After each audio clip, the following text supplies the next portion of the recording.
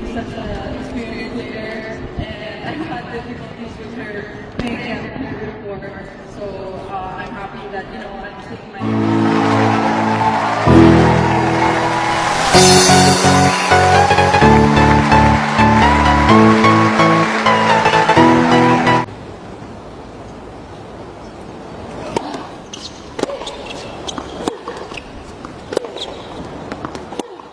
Eala'S Auckland Annihilation. Filipina Phenom Demolishes Marcinko in 63-minute Massacre. Linette, you're on the chopping block. Welcome back to Champions Tennisitics, where we don't just report the scores, we bring you the sweat, the fury, and the absolute glory of the court. Today, we are talking about a total, unadapterated destruction in New Zealand. If you blinked, you might have missed it. If you were grabbing a snack, you definitely missed the first set. The ASB Classic has just witnessed a statement performance so loud it's ringing in ears all the way from Manila to Zagreb. The clash of the 20-something titans was billed as a war. It was supposed to be a grueling dogfight between two of the brightest young stars in the galaxy of women's tennis. On one side, the pride of the Philippines, the relentless lefty, Eala.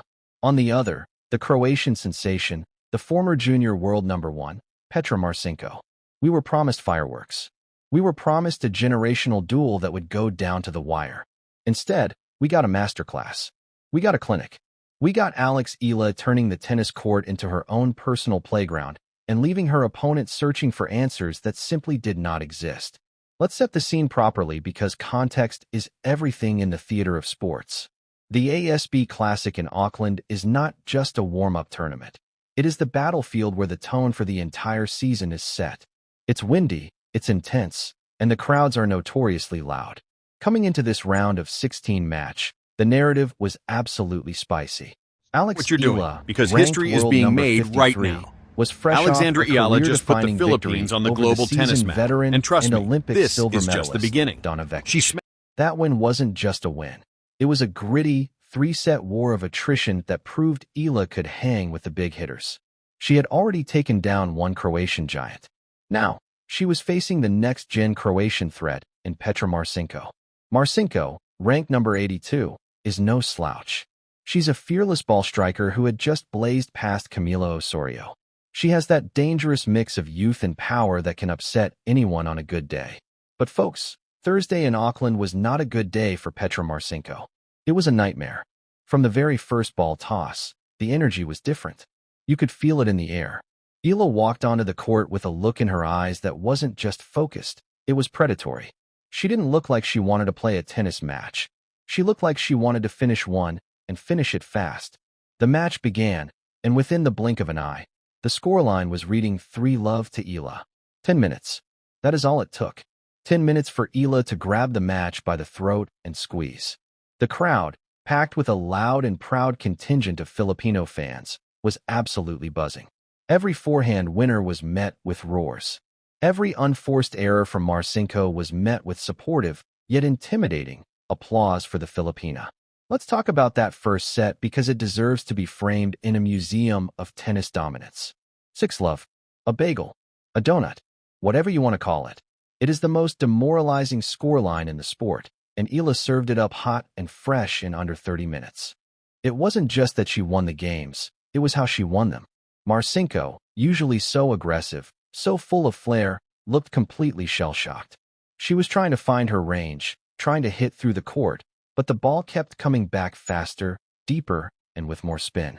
Eala's lefty forehand was a laser beam. She was painting the lines like she was Michelangelo on a deadline. The stats from that first set are the stuff of nightmares for the Marcinko camp. Eala was moving her opponent side to side, exposing Marcinko's movement and punishing anything that landed short. The Croatian's unforced error count started to tick up, not because she was playing badly, but because the pressure was suffocating. When you are down love 3, love 4, love 5 in a blink, your arm gets heavy. Your feet get stuck in the concrete. Eala smelled blood, and like a shark in the Pacific, she attacked. There was a moment in the first set where Marcinko looked over at her box, hands on her hips, with a look that just said, "What am I supposed to do?" And frankly, nobody had an answer. Eala was playing perfect tennis. She was converting break points with the efficiency of a machine. She would end the match a perfect 6 for 6 on breakpoint opportunities. That is a stat that wins championships. That is clutch. As the second set rolled around, everyone expected a response. This is professional tennis, after all. Marcinko was the junior world #1 for a reason. You don't get to that level without having some fight in you. And to her credit, she tried. She really tried. After a brief locker room break, maybe to splash some cold water on her face, or perhaps to check if there was a flight home earlier than expected, Marcinko came out swinging. She managed to get on the board, leveling the set at 1-all. For a fleeting, deceptive moment, it looked like we might have a contest. Marcinko even broke Eala'S serve to take a 2-1 lead. The Croatian fans in the stands finally had something to cheer about. Was this the comeback? Was this the moment the momentum shifted? Was the young Filipina going to crumble under the weight of expectation? Absolutely not. If the first set was a display of dominance, the response in the second set was a display of mental fortitude. Eala didn't panic. She didn't throw her racket. She didn't start yelling at her box. She just recalibrated. She looked at the scoreboard, saw the 1-2 deficit, and decided that was enough charity for the day. Eala flipped the switch back to destroy mode. She blasted 3 forehand winners in the very next game to break back immediately. It was a statement. It was a message that said, you can have a game, but you cannot have the match. From 2-all, it was one-way traffic again. Eala went on a tear, reeling off 4 straight games. 3-2, 4-2, 5-2. The resistance from Marcinko simply evaporated. The heavy, topspin forehands from Eala were pushing Marcinko further and further behind the baseline, forcing her to hit desperate defensive shots that sat up perfectly for Eala to crush. The final game was a coronation. Eala served it out with the poise of a veteran, sealing the 6-love, 6-2 victory in just 63 minutes. 1 hour and 3 minutes.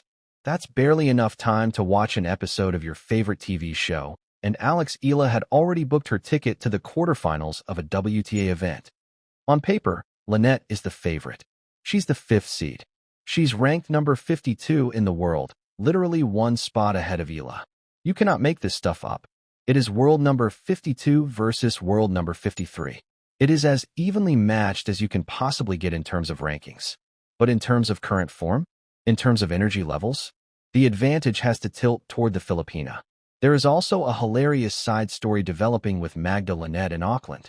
While Eala is focused on new year, new story, Linette seems to be focused on new night, new dinner. The Polish star has been joking with the media that her biggest challenge in New Zealand isn't the forehands or the backhands. It's finding a place to eat. Apparently, Linette is a bit of a foodie. She maps out her restaurant choices weeks in advance.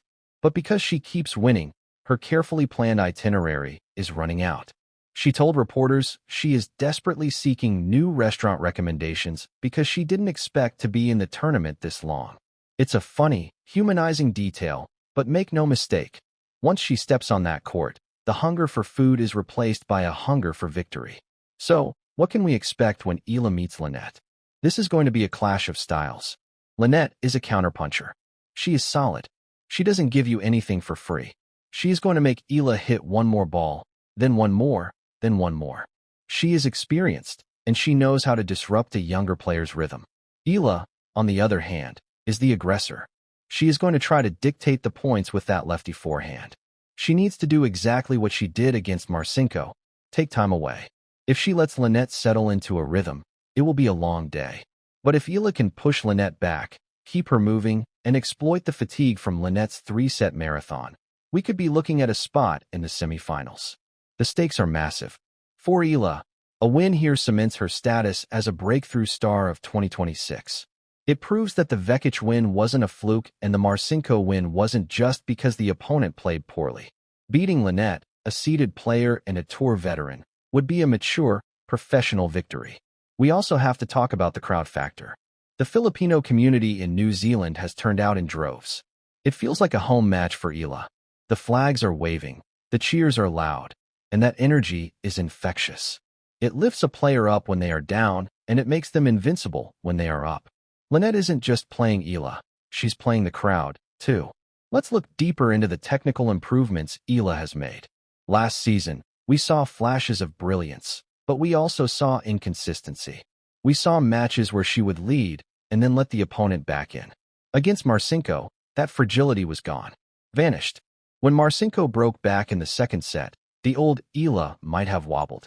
The 2026 version of Eala simply got angry and hit the ball harder. Her serve, often a point of vulnerability, was rock solid. She was hitting her spots, mixing up the pace, and using the slider out wide to open up the court. And her return game? Lethal. To be 6 for 6 on break points is a statistic that screams clutch. It means that when the door opened just a crack, Eala kicked it down. She didn't hesitate. That is the killer instinct that separates the good players from the great ones. Marcinko, for her part, will learn from this. She is only 20. She has a huge game. But today was a harsh lesson in the difference between junior tennis and the pro tour. In juniors, you can blast your way out of trouble. On the pro tour, against a player as dialed in as Eala, power without precision gets you nowhere. Marcinko will be back, and she will be dangerous, but she's going to have to lick her wounds after this one. But let's keep our eyes on the prize. The quarterfinals. Eala versus Linette. The lefty versus the counterpuncher. The rising star versus the established seed. The Filipina fire versus the Polish resilience. The serve is going to be crucial too. Eala needs to get a high percentage of first serves in play. If she's constantly having to defend her second serve against Linette's aggressive returns, it's going to be a long afternoon. But if she can dictate with the serve, set up easy forehands, and finish points quickly, she'll conserve energy and keep the pressure squarely on the Polish player. It's all about first strike tennis. Attack early, attack often, and don't give Linette time to settle into her rhythm. Make her uncomfortable. Make her doubt herself. Make her wish she was back at that restaurant enjoying a nice meal instead of getting run ragged by a 20-year-old phenom. There's also the matter of experience, and this is where things get tricky. Linette has been in these situations before. She's been in quarterfinals and semifinals. She knows how to manage the nerves, the expectations, the pressure. Eala is still learning. Every match at this level is a new experience, a new test. But here's the thing about young players when they're hot. They don't know they're supposed to be nervous. They just go out and play. They swing freely. They take chances. And sometimes, that fearlessness is the most dangerous weapon of all. Eala showed against Marcinko that she doesn't get tight in big moments. She broke serve 6 times. She closed out sets clinically. That's the mark of a player who trusts her game and her instincts. So where does this all lead? If Eala gets past Linette, she's in the semifinals of a WTA event. She's 2 matches away from a title. She's knocking on the door of the top 50. She's making a name for herself on the biggest stages in the sport. And if she keeps playing like this, we're not just talking about a breakthrough tournament. We're talking about a breakthrough season. We're talking about Grand Slam main draws where she's not just happy to be there, but where she's dangerous. We're talking about year-end rankings in the top 30, maybe even top 20. We're talking about a player who could be representing the Philippines at the Olympics, competing for medals, inspiring millions. But let's not get ahead of ourselves. The quarterfinal is next. Linette is standing in the way. And as much as we want to dream about what could be, Eala needs to stay grounded, stay focused, and handle what's right in front of her. 1 point at a time. 1 game at a time. 1 match at a time. The beautiful thing is, she seems to understand that. Her post-match comments weren't about looking ahead. They were about appreciating the moment, enjoying the process, and staying humble. That maturity is going to serve her well in the battles to come. The tennis world is buzzing right now. Social media is blowing up with highlights of that forehand. Analysts are scrambling to update their predictions. Fans are booking tickets to the quarterfinals just to see if this Filipina sensation can keep the magic going. This is what sports is all about. The emergence of a new star, the thrill of watching someone announce their arrival on the biggest stage, and the collective hope that maybe, just maybe, we're witnessing the birth of something special. So tell me, tennis fans, what is your prediction? Can Eala keep this magical run going? Will she overpower the savvy veteran Linette? Or will the Polish star's experience and grit be too much for the young gun? Is Eala destined for the top 20 this year? After seeing that performance against Marcinko, it's hard to bet against her. The power, the poise, the passion, it's the total package. We want to hear from you. Drop your predictions in the comments below. Who wins the quarterfinal? Eala in 2, Linette in 3? Let us know. We will be covering every single serve, volley, and smash of this tournament right here on Champions Tennisitics. We are your courtside seat to the drama. We are your source for the stories that matter. Don't just watch the history happen. Be a part of the conversation. If you enjoyed this deep dive into Eala'S stunning victory, smash that like button. It helps the channel more than you know. Share this video with your tennis buddies. Let's get the debate going. And most importantly, if you haven't already, hit that subscribe button and ring the notification bell. Sobrang di ko pa mapaniwala. Maraming salamat sa suporta. Sana patuloy yung suporta niyo sa akin.